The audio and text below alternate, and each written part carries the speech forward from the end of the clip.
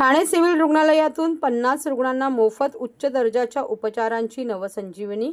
सरकारी रुग्णालयांमध्ये उपचार योग्य प्रकारे मिळत नाहीत अशी सार्वत्रिक तक्रार असली तरी ठाणे सिव्हिल रुग्णालय मात्र याला अपवाद ठरत आहेत। गरजू रुग्णांना महात्मा फुले जन आरोग्य योजना व धर्मदाय रुग्णालय योजना अंतर्गत मोफत आणि गुणवत्तापूर्ण उपचार मिळवून देण्यात ठाणे सिव्हिल हॉस्पिटल मानवता धर्म पाळला आहे। सिव्हिल रुग्णालयात दररोज साधारण 600 ते 700 रुग्ण उपचारासाठी येत असून काहींवर लहान मोठ्या शस्त्रक्रिया व उपचार नियमितपणे पार पाडले जातात। रुग्णालयात काही सुविधा उपलब्ध नसल्यास अशा गरजू रुग्णांना तातडीने दुसऱ्या रुग्णालयात पाठवण्याची कार्यपद्धती ठाणे सिव्हिल रुग्णालयात यशस्वीपणे राबवली जात आहे। जिल्हा शल्यचिकित्सक डॉक्टर कैलास पवार, अतिरिक्त जिल्हा शल्यचिकित्सक डॉक्टर धीरज महांगडे यांच्या मार्गदर्शनाखाली 2024 ते 2025 या कालावधीत जिल्हा रुग्णालय ठाणे येथून सुमारे 50 गरजू रुग्णांना मोफत उपचार मिळवून देण्यात आले आहेत। रुग्णालयात उपचार शक्य नसल्यास जटिल प्रकरणांमध्ये संबंधित रुग्णांना महात्मा ज्योतिबा फुले जन आरोग्य योजना तसेच धर्मदाय रुग्णालय योजनेअंतर्गत खाजगी रुग्णालयांमध्ये दाखल करून त्यांच्यावर चांगले उपचार करण्यात आले आहेत। यामध्ये कर्करोगाचे 5 रुग्ण, 2 गुडघा प्रत्यारोपण, हृदयविकार व संबंधित उपचार, 3 रुग्ण आदी इतर गंभीर आजारी रुग्णांवर डी.वाय. पाटील रुग्णालय नेरूळ, कल्याण कॅन्सर सेंटर, बेथनी हॉस्पिटल, भक्ती वेदांत हॉस्पिटल, कौशल्य मेडिकल फाउंडेशन आदी इतर रुग्णालयांमध्ये मोफत उपचार करण्यात आले। गरजू, गोरगरीब आणि आर्थिकदृष्ट्या दुर्बल घटकांतील रुग्णांसाठी राबवण्यात येणाऱ्या विविध शासकीय आरोग्य योजना आणि सिव्हिल रुग्णालयाची सेवा केंद्रित कार्यशैली ही अशा रुग्णांसाठी एक मोठा दिलासा ठरत आहे।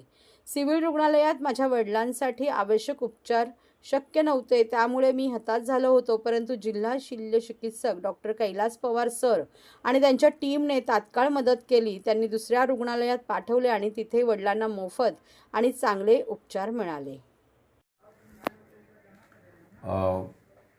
मी doctor Kailas Pawar, civil surgeon Thane. जिल्हा हा खूप मोठा आहे आपल्याकडे आणि आपल्याला रेफरल सेंटर जे आहे ते KMJJ, सायन मुंबईला आहेत। तर आपले रुग्ण जेव्हा आपण पाठवतो तेव्हा तिकडे बऱ्यापैकी त्यांना त्रास होतात। ज्या काही आपण जास्तीत जास्त लोकांना सेवा द्यायचा प्रयत्न करतो, पण ज्या काही खरोखर जटिल अवघड शस्त्रक्रिया आहेत, हृदयाच्या, कॅन्सरच्या किंवा अजून काही जे गुडघ्याच्या रिप्लेसमेंट वगैरे असतील किंवा मोठ्या मोठ्या ज्या शस्त्रक्रिया असतील त्यासाठी या हॉस्पिटलमध्ये बऱ्याच वेळा शक्य होत नाही। पण तरी आम्हाला जेव्हा असे रुग्ण येतात किंवा अशा रुग्णाचे नातेवाईक भेटतात, आम्ही त्यांना बोलतो, इथे ॲडमिट करायला सांगतो। ॲडमिट केल्यानंतर आपण रुग्णाची सगळे चौकशी केल्यानंतर त्याच्याकडे रेशन कार्ड कुठलं आहे, त्याच्याकडे डॉक्युमेंटेशन चेक करून विविध ठिकाणी आपण जे ठाणे जिल्ह्यातले हॉस्पिटल आहेत किंवा मुंबईतले जे हॉस्पिटल मोठे आहेत ते प्रायव्हेट हॉस्पिटल जे ट्रस्ट हॉस्पिटल्स आहेत, महात्मा ज्योतिबा फुले जन आरोग्य योजनेअंतर्गतचे हॉस्पिटल आहेत, आयुष्यमान भव अंतर्गतचे हॉस्पिटल्स आहेत किंवा मुख्यमंत्री सहायता निधीचे असतील, तर पर्टिक्युलर ट्रस्ट हॉस्पिटलमध्ये आपण अशा लोकांना जे 10% त्यांच्यासाठी बेड म्हणजे कदाचित 20% बेड रिझर्व असतो ते आपण पेशंट पाठवून आमची जी टीम आहे ते टीम आणि सोशल वर्कर आहे, बाकी त्याच्या डॉक्टर आहेत, ही टीम त्याच्याशी कम्युनिकेशन करून आपण त्या रुग्णांना तिकडे पाठवून त्याचं ऑपरेशन्स वगैरे किंवा जे काही ट्रीटमेंट लागेल ते फर्दर ट्रीटमेंट करून घेतो। एकमेव उद्दिष्ट आहे की जे गरीब गरजू रुग्ण आहे, जे पैसे नाही खर्च करू शकत किंवा इव्हन श्रीमंत असतील तरी काही इश्यू नाही, परंतु ज्यांना गरज आहे शस्त्रक्रिया किंवा ऑपरेशन ट्रीटमेंट वगैरेची त्यांना मदत करणं हा एकमेव उद्दिष्ट आहे। त्यासाठी आमची अख्ख्या सिव्हिलची टीम, आमचे डॉक्टर असतील, नर्सेस असतील, ते हेल्प करायला तत्पर असतात आणि आम्ही मदत करतो।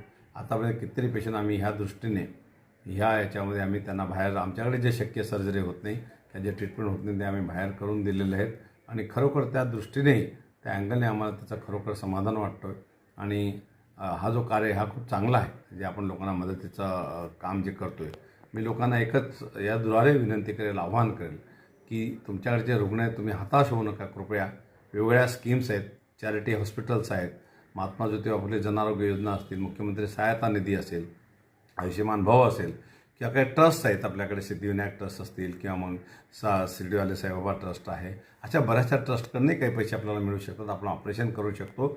या लोकांना लक्षात ठेवा, जे अशक्य काही गोष्टी आहेत त्यांनी जर आम्हालाही अप्रोच केलं तर आम्ही त्यांना नक्कीच मदत करू। धन्यवाद।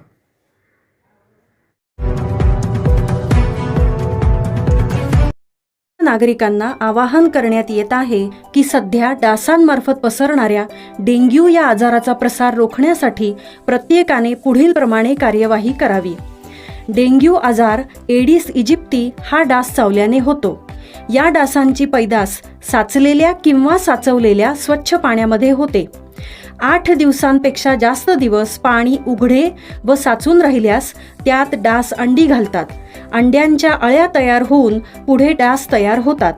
यासाठी आपल्या घरातील पाणी साठे उदाहरणार्थ बॅरल्स, पिंपे, टाक्या, हौद, रांजणे इत्यादी दर आठवड्याला रिकामे करून घासून पुसून कोरडे करून पुन्हा भरावे.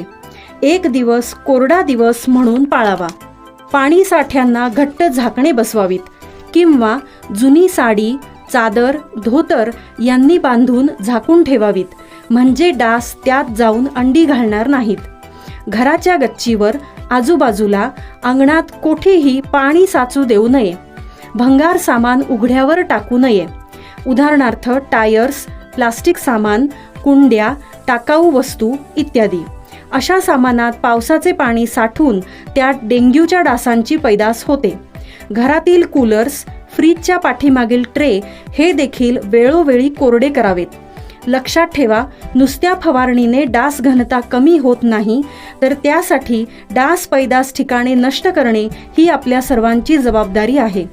कोणताही ताप अंगावर न काढता जवळच्या शासकीय रुग्णालयात मोफत औषधोपचार घ्या. अशा प्रकारे नागरिकांनी सहकार्य केल्यास डेंग्यूचा प्रसार रोखणे सहज शक्य आहे.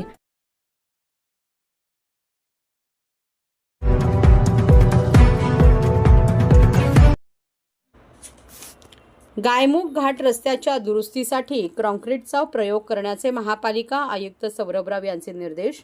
काजूपाडा, चेनागाव ते गायमुख घाट या रस्त्याची स्थिती अतिशय खराब झाली आहे. नागरिकांना त्याचा त्रास सहन करावा लागत आहे. या रस्त्यावर केलेली दुरुस्ती पावसाळ्यात टिकून राहावी यासाठी रॅपिड हार्डनिंग काँक्रीटचा प्रयोग करून या घाट रस्त्याची तातडीने दुरुस्ती करावी असे निर्देश ठाणे महापालिका आयुक्त सौरभराव यांनी दिले आहेत. फाउंटन हॉटेल ते गायमुख घाट या ठाण्याच्या दिशेने येणाऱ्या रस्त्यांची स्थिती अतिशय बिकट आहे. त्यावर खडी टाकून डांबराने ग्राउंडिंग केल्यावरही हा रस्ता वारंवार उखडला जात आहे. त्यामुळे या पट्ट्यात सर्व प्रकारच्या वाहनांची वाहतूक मंदावते.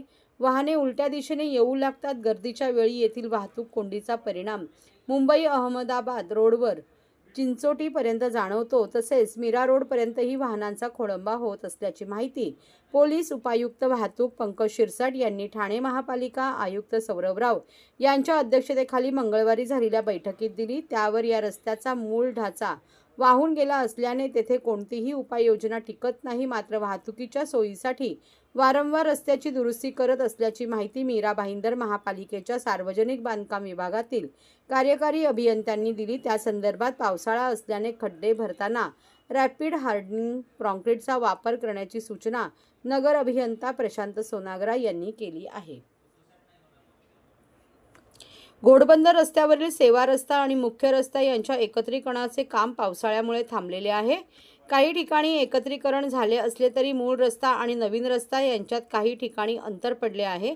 त्यामुळे संपूर्ण घोडबंदर रस्त्याची MMRDA लगेच पाहणी करून आवश्यक तेथे रस्ता एकसमान करावा आणि दुरुस्ती करावी. त्याचबरोबर सार्वजनिक बांधकाम विभागाने कासरवडवली सिग्नल, ओवळा सिग्नल, कापूरबावडी उड्डाणपूल येथील रस्त्यांची दुरुस्ती तात्काळ पूर्ण करावी असेही निर्देश आयुक्त राव यांनी दिले.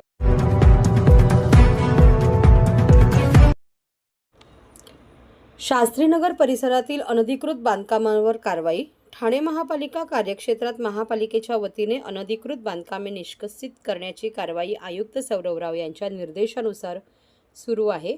लोकमान्य सावरकर नगर परिसरातील शास्त्रीनगर नाल्यावर 4 गाळ्यांचे बांधकाम अनधिकृतरित्या सुरू होते. सदरचे बांधकाम पूर्णपणे निष्कासित करण्यात आले आहे.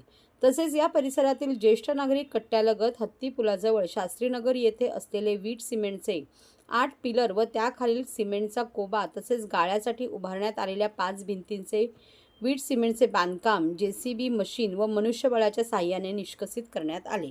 सदरची कारवाई महापालिकेच्या अतिक्रमण विभागामार्फत उपायुक्त शंकर पाटोळे यांच्या मार्गदर्शनाखाली लोकमान्य सावरकर नगर प्रभाग समितीचे सहाय्यक आयुक्त सोमनाथ बनसोडे व अधिकारी कर्मचारी यांच्या उपस्थितीत करण्यात आली.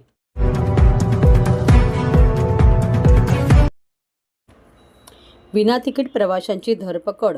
13 महिन्यात विना तिकीट प्रवाशांच्या 11,134 तक्रारी. मध्य रेल्वेवरील लोकलमध्ये गर्दी वाढत असून प्रवाशांना धक्काबुक्की सहन करत प्रवास करावा लागत आहे. वातानुकूलित लोकलमध्ये गर्दीचे प्रमाण वाढल्याने प्रवाशांचा प्रवास गैरसोयीचा होतो. मात्र या गर्दीमध्ये विना तिकीट किंवा अनियमित तिकीट घेऊन प्रवास करणाऱ्यांची संख्या अधिक असल्याने मध्य रेल्वे प्रशासनाने विना तिकीट प्रवाशांना रोखण्यासाठी वातानुकूलित टास्क फोर्स सुरू केले आहे. गेल्या 13 महिन्यात प्रवाशांकडून या संदर्भात 11,134 तक्रारी प्राप्त झाल्या आहेत. मध्य रेल्वे प्रशासनाने या सर्व तक्रारींचे 100% निराकरण करून 1.22 लाख विना तिकीट प्रवाशांना पकडून 4 कोटी रुपयांची दंडवसुली केली आहे. मध्य रेल्वेच्या मुंबई विभागाने प्रवाशांची सुरक्षितता आणि सुकर प्रवासाची सुविधा लक्षात घेऊन विना तिकीट प्रवाशांना रोखण्यासाठी 25 मे 2024 पासून वातानुकूलित टास्क फोर्स कार्यान्वित करण्यात आला आहे. प्रवाशांना तक्रारीसाठी माध्यम उपलब्ध करून देण्यासाठी आणि प्रवाशांच्या तक्रारींवर तातडीने कार्यवाही करण्यासाठी व्हॉट्सअप क्रमांक 7208819987 सुरू करण्यात आला आहे. हा क्रमांक 2407 सुरू केल्याने त्यावर प्रवाशांच्या तक्रारी येऊ लागल्या आहेत. प्रवाशांनी व्हॉट्सअप ॲपवर तक्रार केलेल्या प्रत्येक तक्रारीवर तातडीने कारवाई करण्यासाठी एक पथक तैनात करण्यात आले आहे.